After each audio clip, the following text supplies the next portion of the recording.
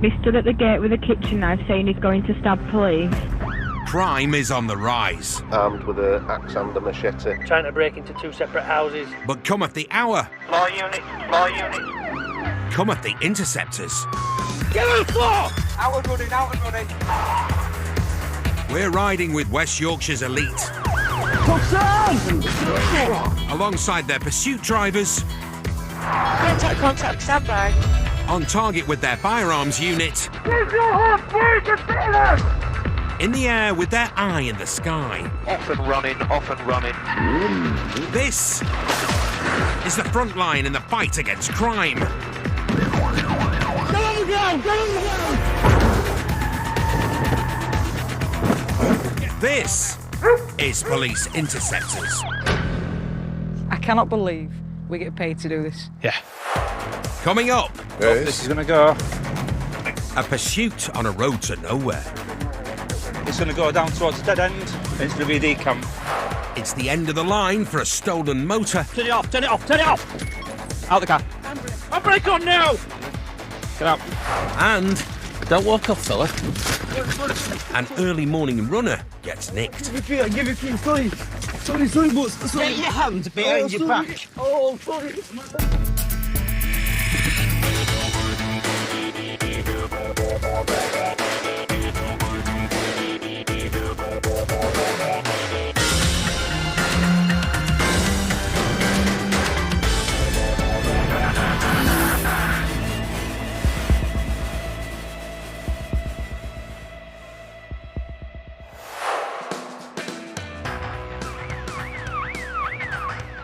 Saturday night has just turned into Sunday morning.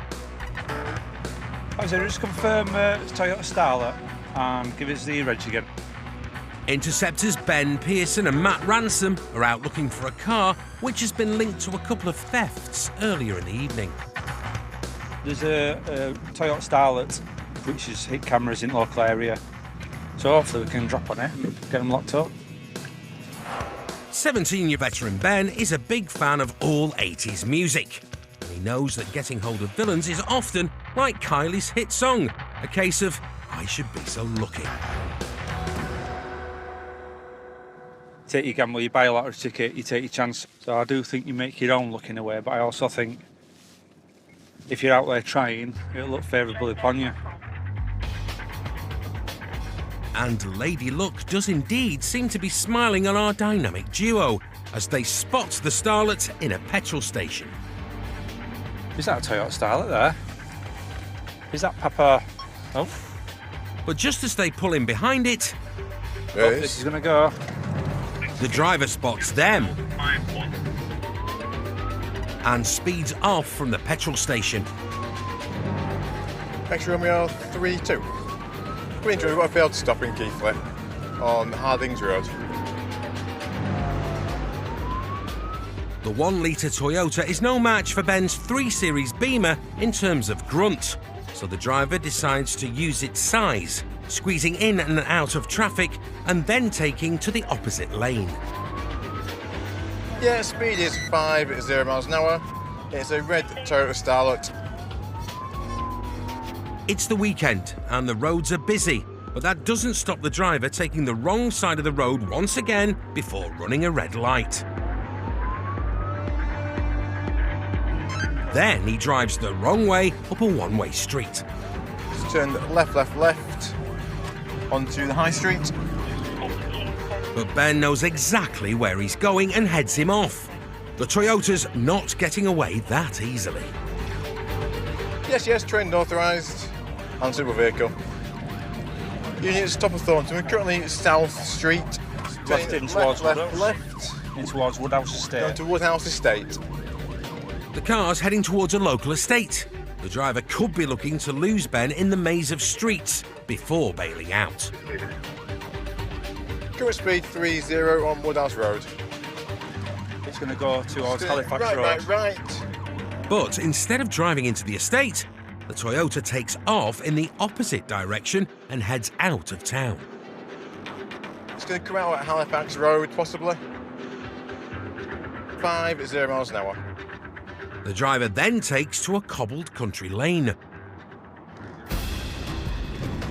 Yes. Just turn left onto Hainsworth Lane. Goes over the top towards Cullingworth. Current speed is 30 miles an hour, 30. The car then dives down a dirt track. It's going to go down towards a dead end, and it's going to be a decamp. Back towards Woodhouse, please. Left, down towards Woodhouse. Possible decamp. The clouds of dust mean Ben can hardly see, and the bumpy track is giving his car a proper battering. This pursuit is getting out of control.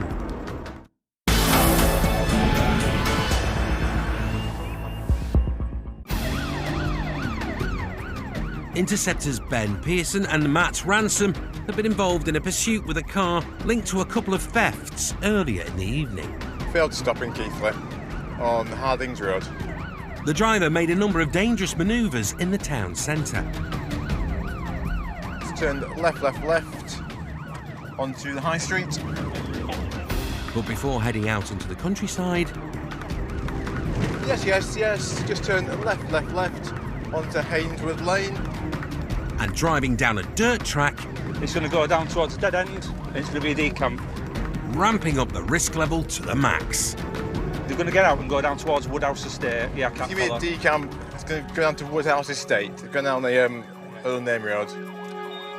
We're unable to follow down there, mate. It's just car will grind out just there. Yeah, we can't follow, unfortunately. It's gone down the dirt track. The pursuit's over. The rough terrain would wreck the police car, and it'll be difficult to catch the runners in the dark.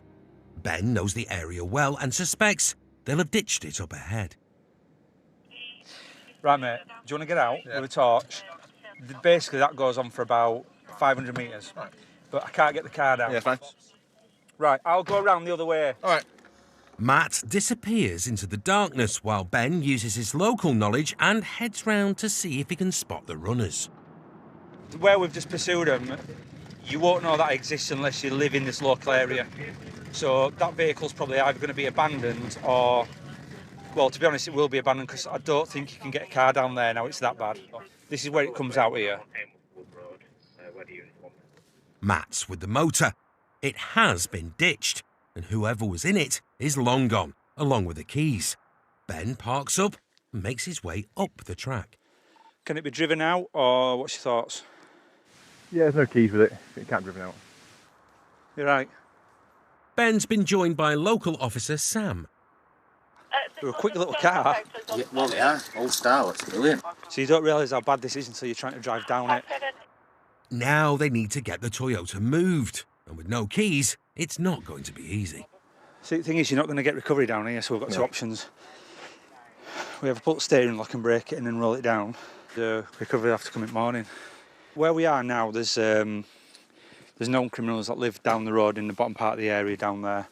If we leave the vehicle set where it is, they're going to come back for it. And obviously it's going to be used in crime again. We have got it back, which is a good job all in all, but hopefully forensics might get something on the car and we'll go from there and try and apprehend an offender. Matt flexes his biceps and tries to break the steering lock, but notices a phone ringing in the footwell, probably left by one of the runners. Someone's phone's ringing. Hello. How are we doing? Aaron's phone? Aaron what? Aaron who? Your nephew? What's his last name? Aaron's? Just by Woodhouse Road. Come and get friends to meet yours and I'll give it you back. The caller isn't keen to retrieve the phone, but he has given him some important intel. Just had a nice phone call to tell us that the phone in the car is Aaron.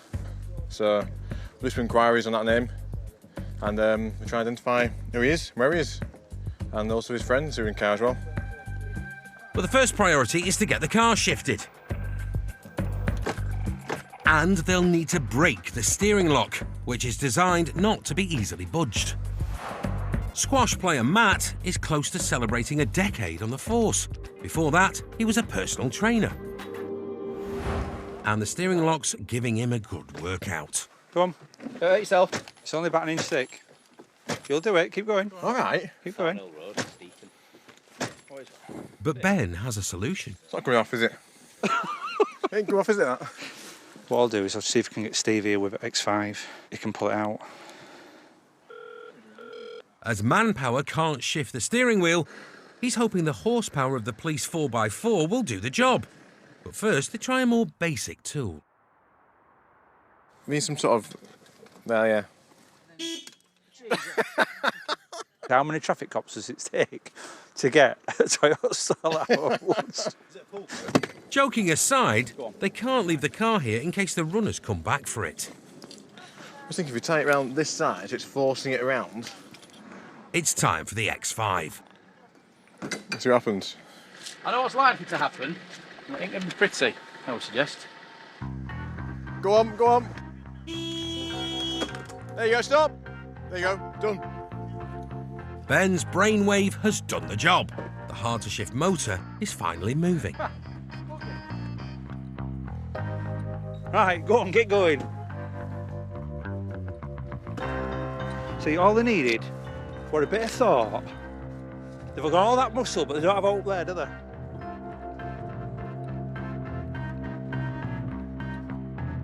The Toyota's finally out of the woods and onto the back of a recovery truck. Steering's quite heavy. They may not have caught the people in it, but getting this old banger out of circulation is a good result for the team. If we didn't get that vehicle recovered tonight, it'll just be used in crime again. If they can't get it out from where it were up there, they just set it on fire. It become a danger to members of the public, so the best thing we've done is get it recovered, and we'll do some investigation and try and trace the driver. Despite examining the car and the phone in the footwell, they were unable to discover who was driving. No one was arrested in relation to the driving and theft offences. The car was later destroyed.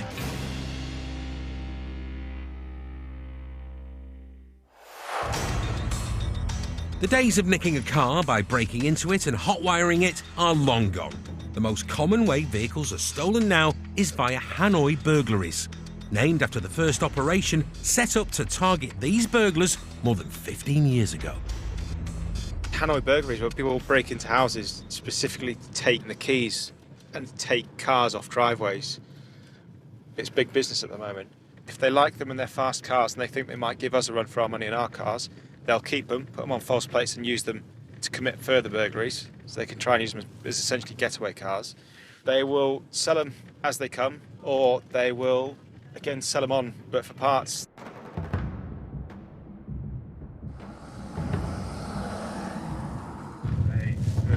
Clear left. Cheers. What car is it? Ford Fiesta. What colour is it?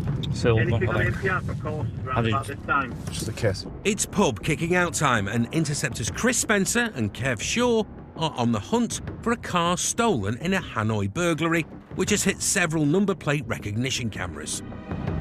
It's been seen like the other side of Bradford, and I thought it's going away from us, but it seems it's turned around, it's going back towards us now.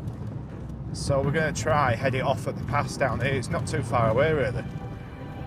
The police pair, Kevin Spenner, joined the force on the same day almost 16 years ago. Before then, motorbike and Rochdale FC loving Kev worked as the manager of a well-known supermarket. Whereas his partner, Chris, aka Spenner, who's a big fan of Brooklyn Nine-Nine and Sienna Miller, worked in road construction. And it's the road the stolen Fiesta might be on that's frustrating them tonight. Not that way. No Fiesta up there. Should we see it's gone there 65? It's going to go back to Bradford. Insurance to the safe. They know where and when the stolen car's been seen, but despite that, the radio's gone quiet and the Fiesta seems to have vanished. There's only so much racing around you can do. We can drive really fast everywhere, but you're always playing catch up. And when you drive past 2 or 3 junctions, it's exponential the amount of ways it could be gone. But then the stolen car pings another camera, a fair few miles away and just outside West Yorkshire. Just take North Yorkshire cameras. I have to be in to win it, though. It's a long way though. We're playing catch up again now. We're going to go visit North Yorkshire. See how those guys are doing. West Yorkshire shares a border with 5 different police forces. It's common practice to work together to nick villains. As Spenner and Kev approach the border, A North Yorkshire car has caught up with the elusive Fiesta. Yeah, we're behind this Fiesta 12 target. It's not aware of our presence. How far past Hubie are you? Half a mile. Yep, we're coming up to behind now. Oh, into Hubie now. Spenner and Kev are close to their colleague and soon join him behind the stolen Fiesta. There. 5-0 to car 2. Yeah, are you in a position to attempt to stop it? It's 2-1. How many units are there behind us? 5-0, we're behind you. Have we got a third vehicle close by? My intention is, once we've got 3 vehicles together, it's got a 3-car box on this vehicle when the opportunity arises. Just approaching the roundabout, the A61, stand by. They plan to stop the stolen car with a tactical pursuit and containment, or TPAC, where 3 police vehicles box in a car. So they'll have to wait for a third unit to catch up. This is where we kind of got to use some of the tactics that we get taught, just to minimise risk. I kind of want to just pull out and take his nose off, but I think I'll be told off for doing that. Thankfully, Spenner doesn't have to take any drastic action. Yeah, you're cleared to come and overtake now and join the second vehicle. The third car soon catches up. 2-1 North Yorkshire after to continue. They have authorised Prim to stop. Okay, thank you. We're going to do 2-1 then. Have we got all 3 vehicles together? Yeah, preemptive box, you go first, Steph. I'll go on to offside rear car at back. It's time to TPAC. Looking clear now. Now, let's go, go, go. We'll get in front of me then.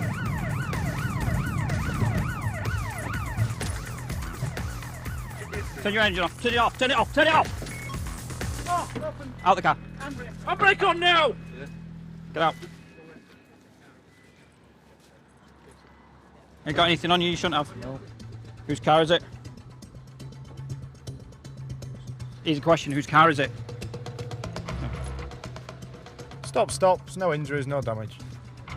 It's been a textbook TPAC. Yeah. The stolen motor's been stopped, and they have the driver. Jump in. And the passenger. Whose car is it? Put your window up. Whose car is it? What's your name?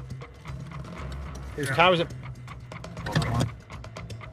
I've just been given £100 to drive an old Target. You've just been what? To drive a Target. All right. And you're banned as well? Yeah, shown as an outstanding stolen. Right. You're under arrest. So I'm getting done first for stealing it. You've been arrested. You've been arrested for stealing it, That sounds like someone who's stolen it, sir. West and North Yorkshire have combined forces and got the job done. So stolen car and false plates, that's a great result. It's been stolen for a couple of months. Milado's pleading ignorance, but it's not the first time I've heard that. Taking him out to the police station now and we'll see what he's got to say. He ain't the brains of Britain, the lad. But when he says, oh, I haven't stolen it, mate, that's what a car thief would probably say. It's a car thief's prerogative to lie. So, we'll see. The truth will come out. The car's believed to have been stolen via a Hanoi burglary. Kev checks the details. Yeah, can you just confirm, is it theft of motor vehicle, is it burglary? No, it's showing as a burglary residential, so Hanoi. Right, you're under arrest on suspicion of burglary as well. And the contents of the car won't help his defence. Bear in mind, these lads are innocent. It's just, what they say he's done, paid £100 to take it somewhere, obviously. I know whenever I go out in a stolen car, you always make sure you take your burgling stuff with you. Everyone needs like your burgling hat with its goggles on, and it's all on there with gloves. So these guys are up to no good.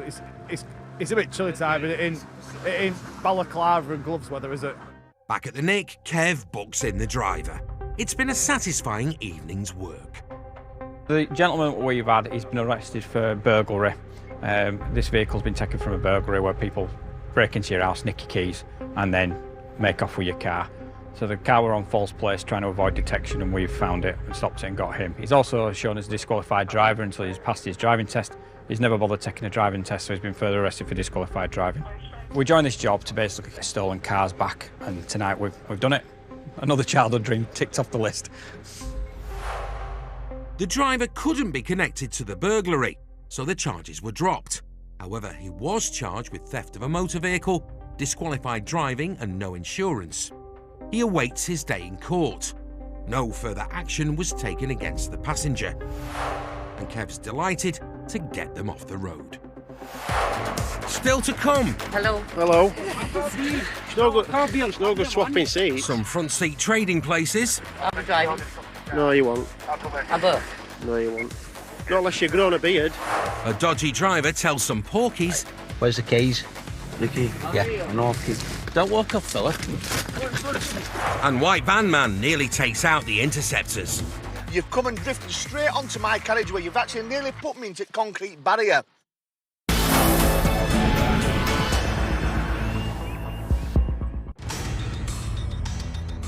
The number of uninsured vehicles seized by the cops is on the rise. Last year, over 140,000 of them were taken off the roads. The Interceptors have a theory why people drive uninsured.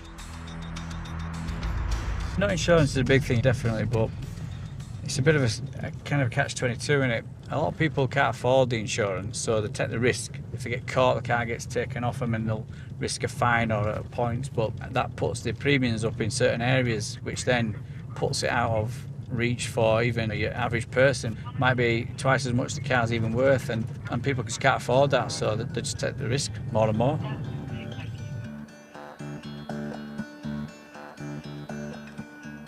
A new day is dawning, and as the early birds start to go about their business, Interceptor Dan Robson and rookie Emily Walker are coming to the end of their night shift and are taking a trip round Emily's home turf. East Leeds, never sleeps. Not so bad. Dan may not be an expert on East Leeds, but in his more than 15 years on the job, he's developed an eagle eye for dodgy drivers. And as they cruise through the residential streets of Hare Hills, he clocks a car making a swift right turn. Oh, Nino. That gets his wrong-un radar twitching. And in the less than 15 seconds he takes to catch up, the driver's already out of the car. Hey up, fella. Fella, is it your car? This one? Yeah, this one. No, my car. Right, where's the keys? The key? Yeah. No key. I just watched you get out of the driver's seat. Don't walk off, fella. Sorry. No. I give you key. I give you key. Sorry, boss. Sorry. Get your hands behind your back. Oh, sorry. What are you doing? Right. Oh. Get in the car. Get in the car. I give you key. Give me the key now. Yes, the key. Where's the key? He dropped it on the floor. The driver's trying to hide something. Dan's got a hunch what it might be. Have you got your licence with you? No. You've got no licence, right. Why try and run? Why run? I don't understand. Emily's also had a run of the car and driver's details through the police national computer. There's no insurance. Right, there's no trace of him on any system. Have you got any ID at all? Yes, I have the phone. Anything in the car? No. Sorry, darling. I'm not your darling. Right, so he hasn't got any ID. So I'm just going to drive the car and follow Dan round to his home address to get his ID. The man lives just a few streets away. And once he's cuffed... That's a problem, believe me. Well, you've tried to run away. You've tried to run away already, so... He goes in and gets his passport. 2 minutes. Yeah, but you have to take this one out, please. Right, hang on. Just wait here, she'll get it. Yeah, I'm waiting here, yeah? The Dawn driver's recently arrived in the UK from Romania, and his reticence in getting a driving licence has caused him big problems. Yeah, strange one really. We're just knocking about around the Hare Hills area of Leeds and see this car and looks like it's done a bit of a lucky left type manoeuvre. Doesn't want to speak to us, and as we've come round the corner, he's just getting out of the car and walking away from it. He obviously didn't want to speak to us, and then he started to try and run. I don't like people that try and make me run. And the reason being, it turns out he's got no licence or insurance, so I'm just going to do the paperwork now to report him and take the car off him. So it'll take about 5 or 10 minutes, but he'll have to walk to work, I'm afraid. You're going to be reported for driving without a licence or insurance.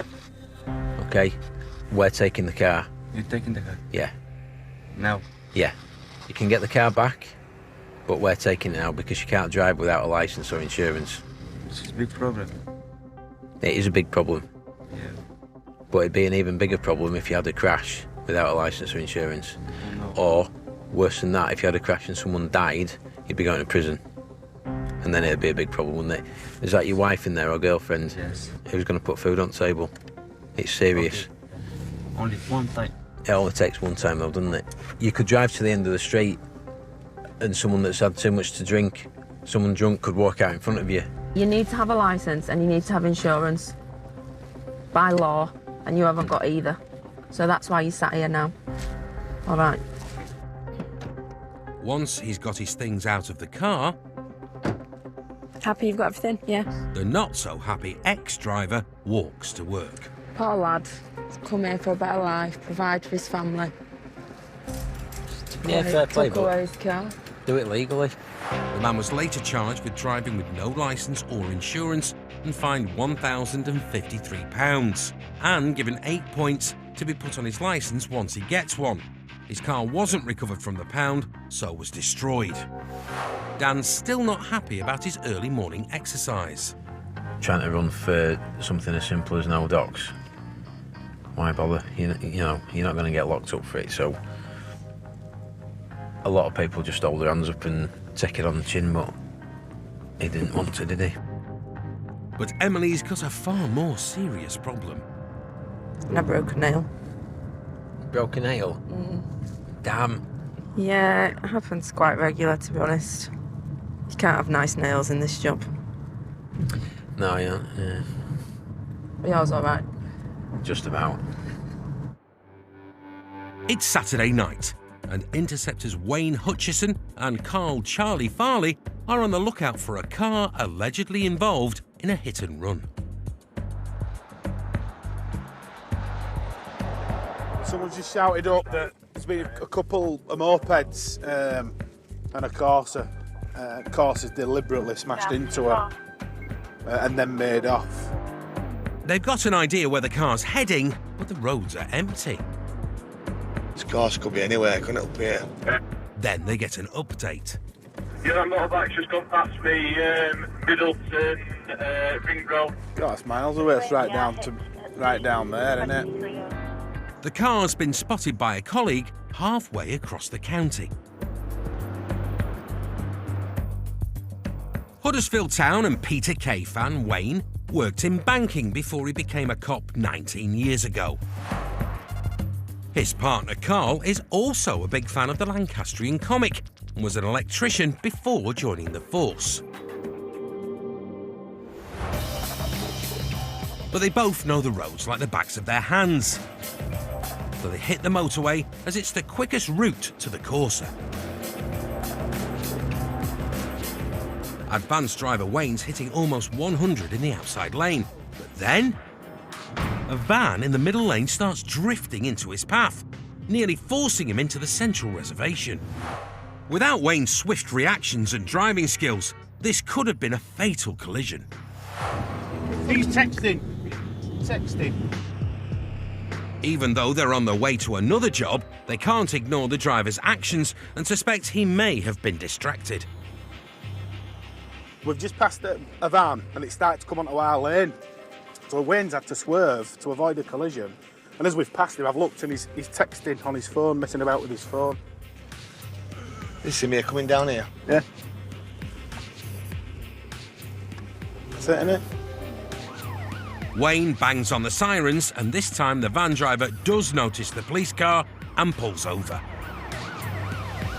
Having narrowly avoided a serious smash, Carl's not in the best of moods. This fella's going to get a right earful. Come this side!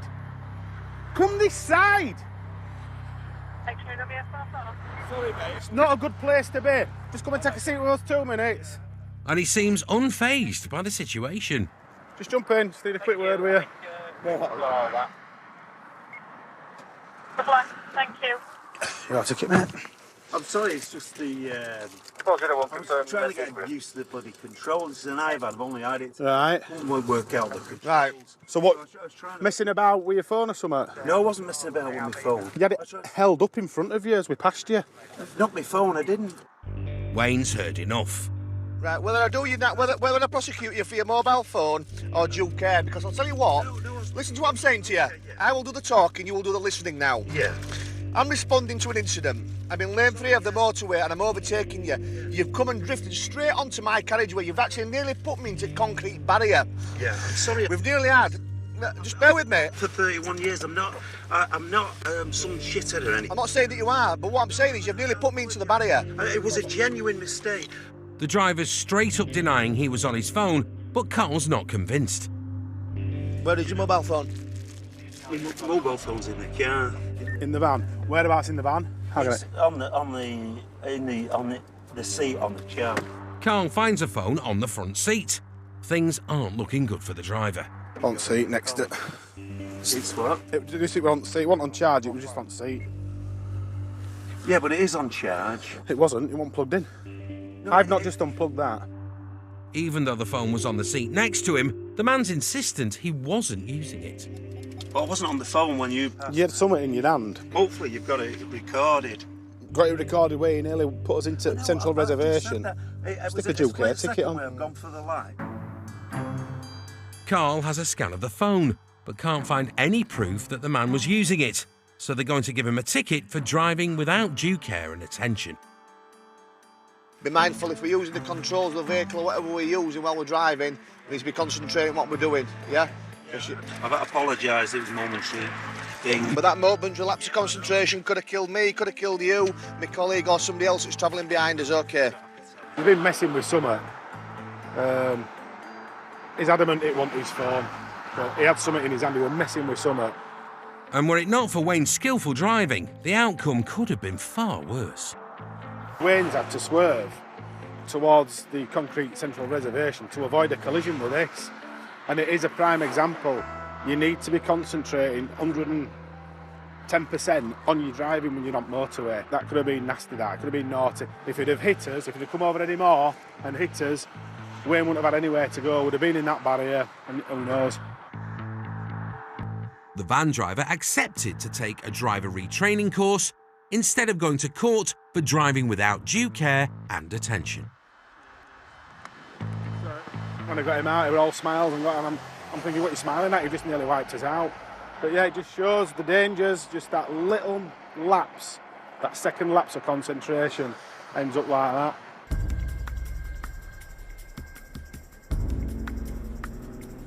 Can I have a moving one, please, at Bradford Road at Brighouse, please.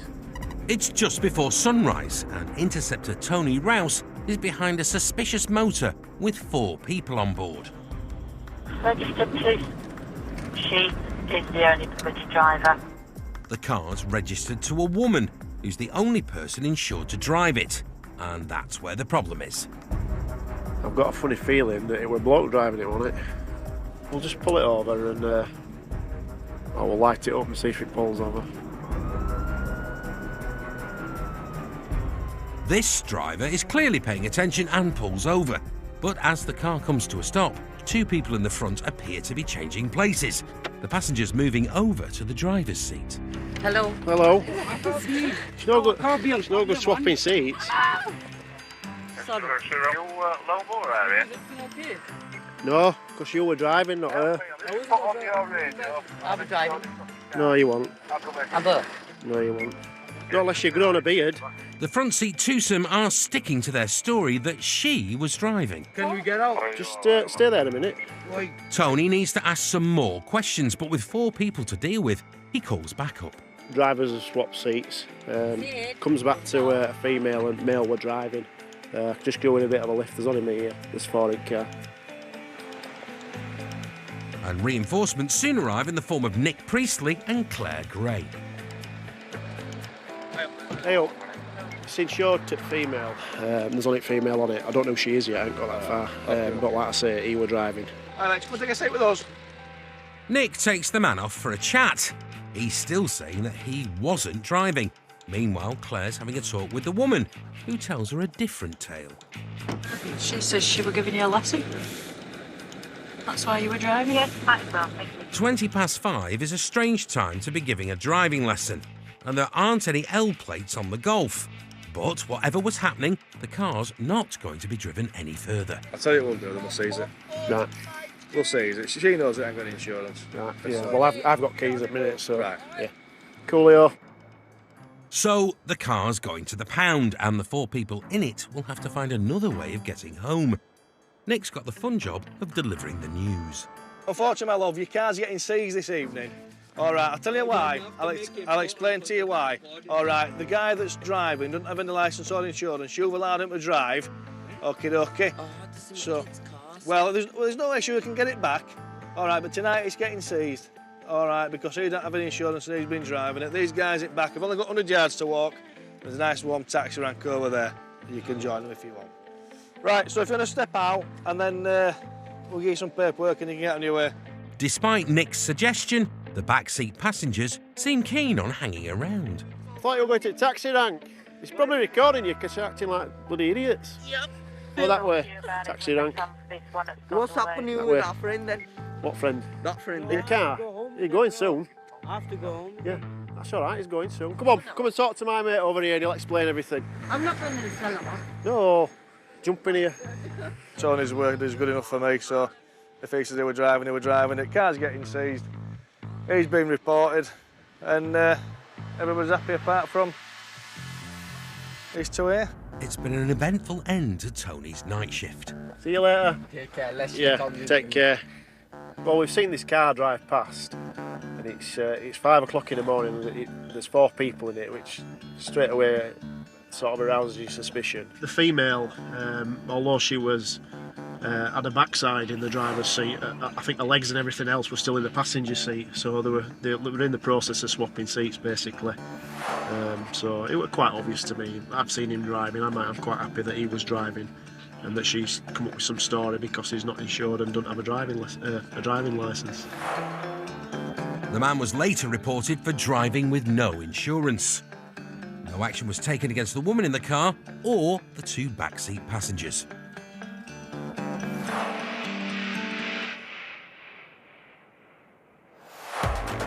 Coming up, a smashed-up van. He has actually hit this. And a runaway driver. I believe you've been involved in an accident with your van. Is that right? Who reeks of booze. How much have you had to drink tonight, sir? Not a lot. Not a lot, okay.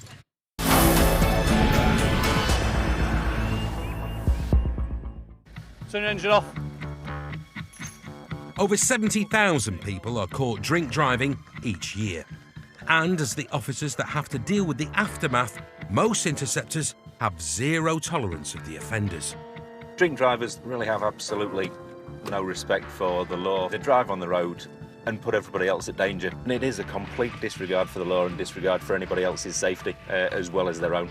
And there's absolutely no excuse for it in my eyes. They are incredibly selfish and they will just do that without thought of anybody else.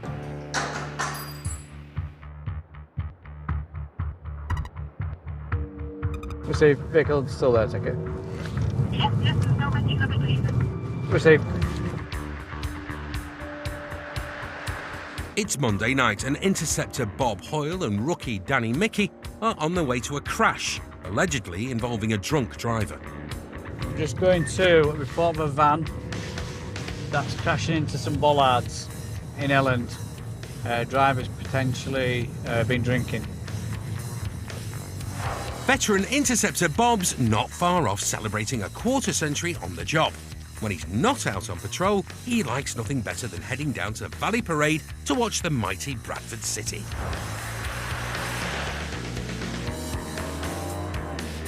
We're on it now. Bollards here. Oh, there, look. Just finish that.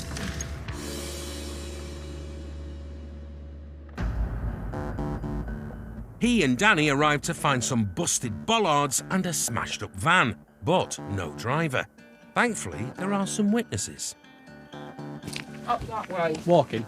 Yeah, he's got red t-shirt, grey beard, and a black turban. He's got a craggy beard, he's fairly elvish chap, he's staggering everywhere, he can hardly stand up. How long ago going up that road? About 10 minutes. Oh, in 10 minutes, he's got a yellow lantern in his hand and a red t-shirt. Right, okay. Let's see how that. So the driver's done a runner, or according to the witness, a stagger. 10 minutes ago. Danny and Bob need to track him down. 10 minutes. Especially drunk. Drunk, be 2 steps forward, 5 back. Yeah. And a couple of minutes later, Oh, sir. they catch up with the man fitting the description. Just want to make sure you're okay. Because I believe you've been involved in an accident with your van. Is that right? I'm not quite. You're not quite sure? What have you got in your hands here? Can I just check? Is that the van key there? Yeah. We'll just take all. What's this? Like a lot. Right. Are you okay? Are you injured yourself? No, I'm not. Okay. Do you want to come and have a seat 2 minutes round here for me? Just come round here. Have you had something to drink tonight, alcohol-wise? Just round this side. Just go round here. How much have you had to drink, sir? Just you have a little seat in there, my friend. Thank you.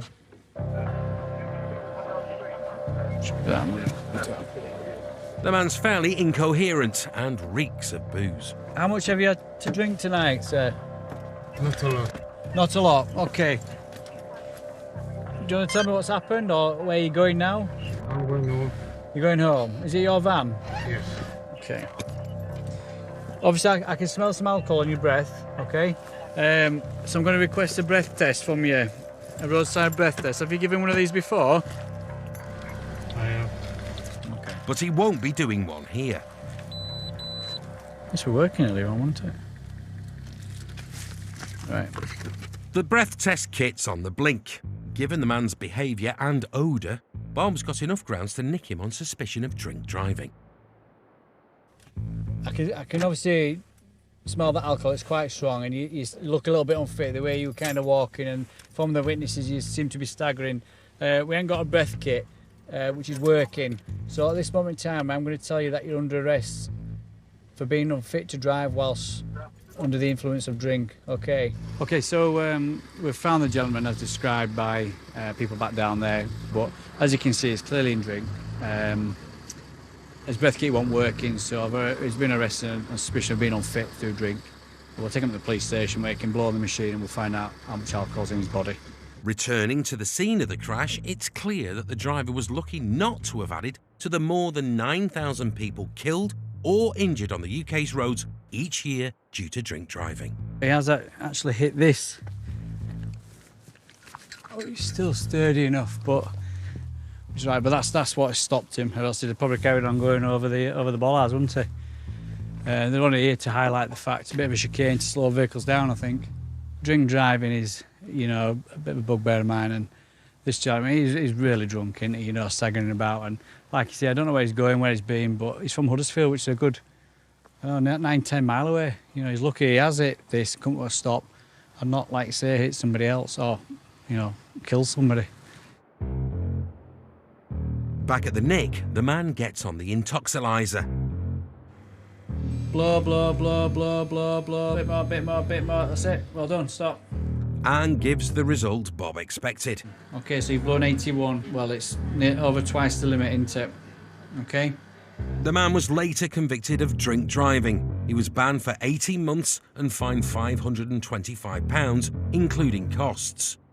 Bob's nicked hundreds of drink drivers over the years and still can't understand why people do it. These people take the risks of drinking and driving, and, well, it beggars belief, but, yeah, they get involved in these collisions, don't they? And, well, I've not to say for that, really. I just don't know. They're, yeah, mad. You can hide, but not for long, as the law catches up with criminals on the run in new Manhunt. Catch Me If You Can, Thursday at 8. Tony Robinson's a wanted man next as hungry alligators eye him up for lunch in the final leg of Around the World by Train, new after the break.